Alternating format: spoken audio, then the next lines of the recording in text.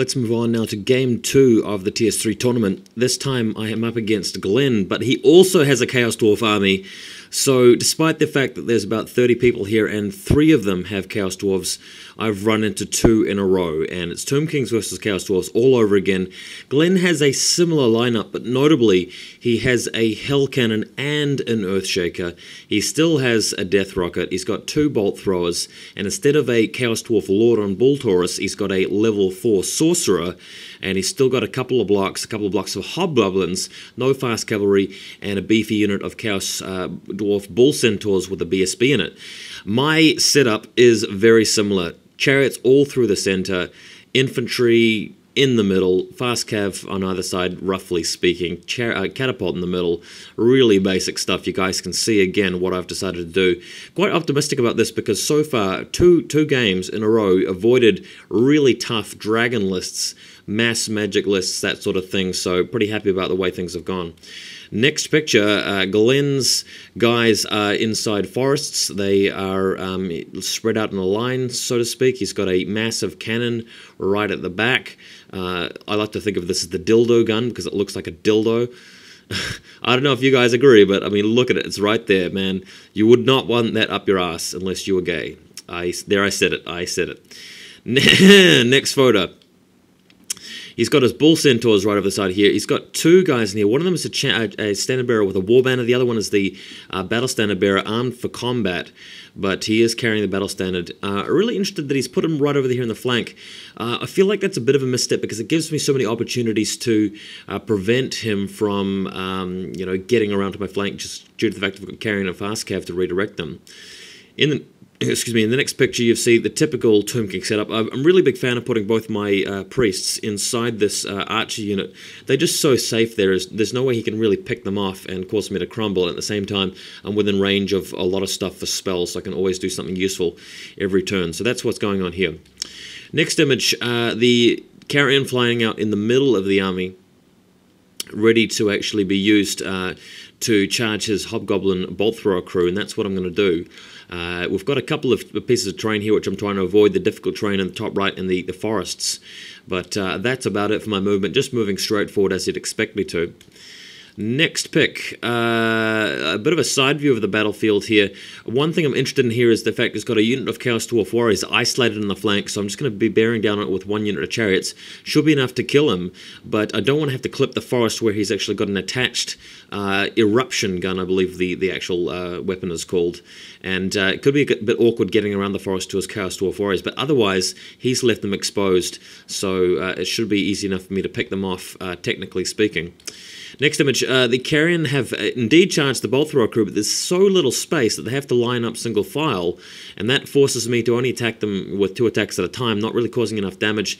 And in his responding turn, you can see that the Hobgoblins, full unit of 25 of them, has charged into the flank to destroy the Carrion. So unfortunately, me losing a unit of Carrion without actually killing the Hobgoblin Bolt Thrower crew, which was really annoying, didn't actually wound him in the first attack, and he attacked back and got 1 wound, so I didn't auto-break him with fear or anything like that at all, which was bothersome. Next picture, I've got Chariots lining up here to take advantage of the Bull Centaurs should they decide to charge the fast cav. So what will happen here is that technically the Bull Centaurs, if they charge the fast cav, will destroy them all, overrun, probably getting maybe around about a 10, and still leaving me within a 90-degree arc, 45-degree arc, whatever I want to say. Well, 90 degree is the best way to term it, and charge them in the flank, hopefully breaking them thanks to outnumbering if I manage to kill a couple of them. But that's basically the setup here.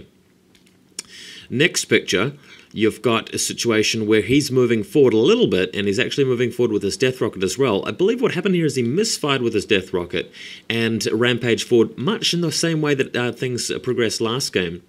You can see he's got some crew in the background next to where his hand is, his right hand, not excuse the sneeze. That's where the Dildogun was, and I managed to pop it on the head with my Screaming Skull Catapult and destroy it completely with a lucky roll of 5 wounds. Absolutely massive, and that's an expensive gun, and it was a gun that I was really worried about, so destroying it like that was really a heartening event. Because the Hell Cannon counts as a large target, I think, that I was able to pick it off over the heads of his troops, so really stoked that that managed to happen. In the next picture, what happened here is that his Chaos Bull Centaurs moved up and were flanked by my chariots, but I managed to kill one. He's got a static combat resolution of 4 here. He's got Banner, BSB, War Banner, and Outnumber, so really hard for me to break him in combat. Also, his Earthshaker had previously hit my chariot, slowing them down and destroying two of their number, so makes it a bit harder for me to outnumber him in situations like this. In the next picture, the chariots have finally got into a meaty combat here with the Death Rocket and his unit of 10 Chaos Dwarf Warriors on foot. So really liking that combat. The trick here is just to chase them away, hopefully killing the Death Rocket itself, and deciding not to pursue if I can restrain it, especially with the King's leadership nearby to prevent them from hitting the woods. Next photo, you can see right around the other side, I'm trying to inch my way past these Chaos Dwarf Warriors. I've already attempted one charge, he's fled and rallied. He's got an eruption gun in the forest, which I am reluctant to attack due to the fact that I'll be crashing through it with my own guys. So that's what's going on in this flank. You can see a bit more detail in the background as well. Next image, the Chaos Dwarf Bull Centaurs have won the combat, have actually turned right as a result of winning to deny me the flank charge, and he's moved into combat with his Bull Centaur Battle Standard Bearer, and proceeds to hack up the remaining chariots with his combat character. Good stuff. Next picture. He's moved forward with his eruption gun again. He's fled with his Lord's unit, so that he's got a unit with a level 4 Sorcerer and a level 2 Demonsmith, fleeing away from the Tomb Guard and hoping to rally later on. Shouldn't be tough given his position and everything. In the background, the chariots have indeed broken the unit of Chaos Dwarf Warriors on foot who have fled and rally again in the forest. I've managed to successfully restrain my pursuit, though, in the background. The next image shows you the hobgoblins charging the Tomb Guard in the flank. That will delay them for a turn by the looks, but kind of annoying. Managing to get into combat into the side there, really just trying to slow me down. There's no way they'll ever be able to beat this unit, though. No way. Next picture, as you can see, they've got the Tomb King's light cavalry unit charging into the flank of the hobgoblins to clear them out, otherwise the King and Prince will be stuck there for too long. In the background you can see the King and Prince have moved into combat, really just shredding this hobgoblin unit completely. So let's go to the next picture. We can see the chariots actually charging into combat with both the eruption gun and the rallied unit of Chaos Dwarves warriors on foot, and one chariot going through the forest, taking impact hits, rolled a 1 for the impact hits, luckily, and only took 1 wound there, so able to actually engage both of these units in brutal combat. Next picture, I've actually overrun and destroyed his hobgoblins with my light cavalry, picking up their banner, but yet another unit of hobgoblins has charged into the flank of the Tomb King's unit, and it's because he rolled a 6 on his animosity, getting a wire roll, moving the round into range to actually charge me to the flank, so annoyingly I can't go after his level 4 Sorcerer Lord. Moving around with the chariot so I can get off another charge here in the magic phase, so that's what I'm going to be doing presently.